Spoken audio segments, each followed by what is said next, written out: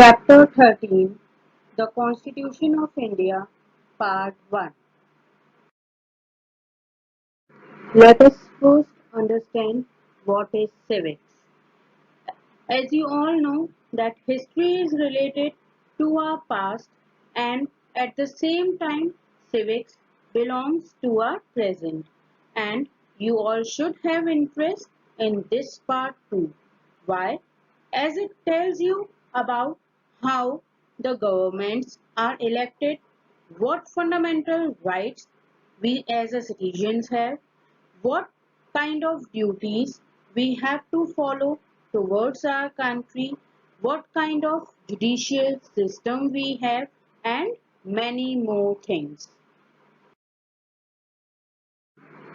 What is a constitution? The constitution is that body of rules and laws according to which our state is governed. Here, state word has been used in terms of country.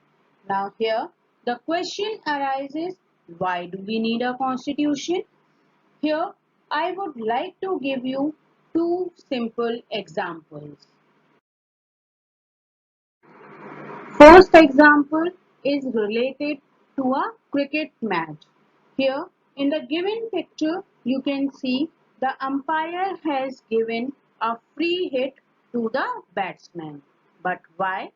Yes, the answer is because the bowler had crossed the crease completely, which is considered as no ball according to the rules and regulations of cricket.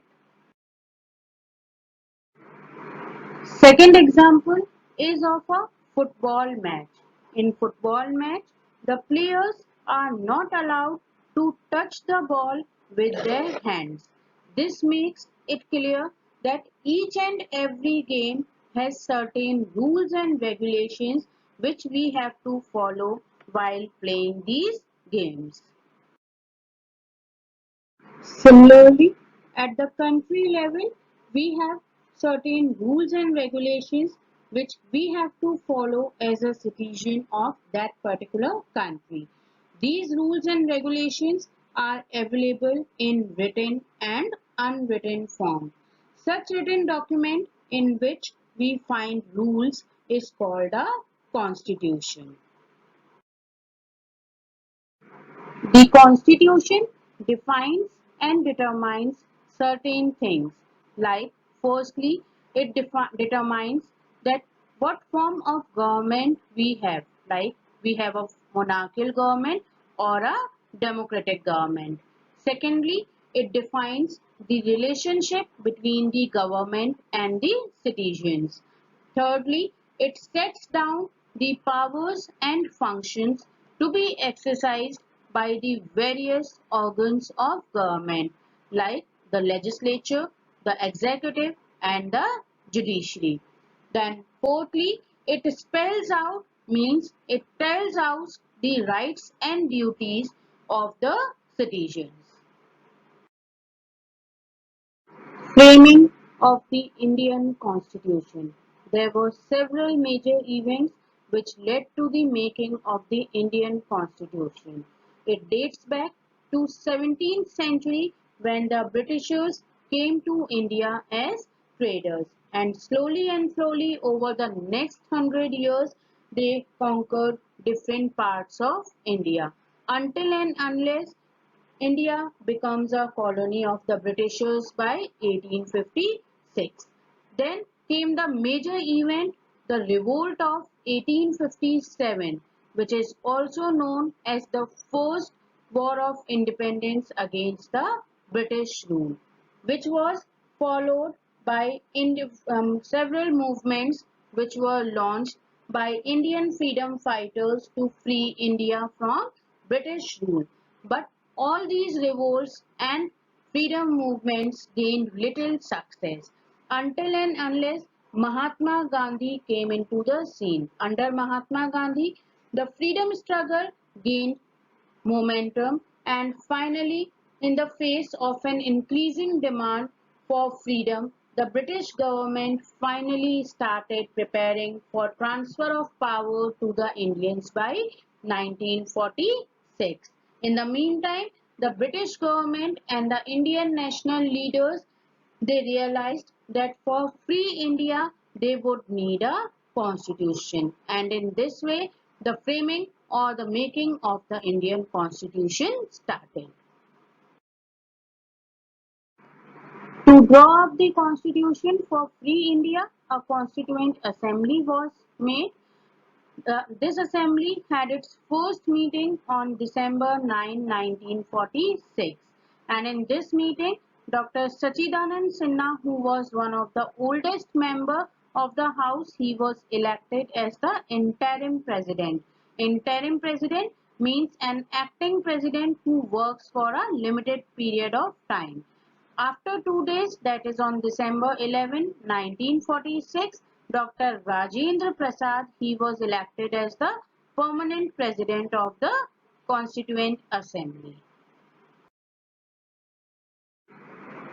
Together with Dr. Rajendra Prasad, there were some other prominent members also in the Constituent Assembly: Dr. B.R. Ambedkar, Jawaharlal Nehru, Vallabhbhai Patel, Maulana Abul Kalam Azad, Pandit Govind Vallabh Pant, Satyanarayan Sinha, Shyama Prasad Mukherjee, and B. Patabi Sitaramaiah.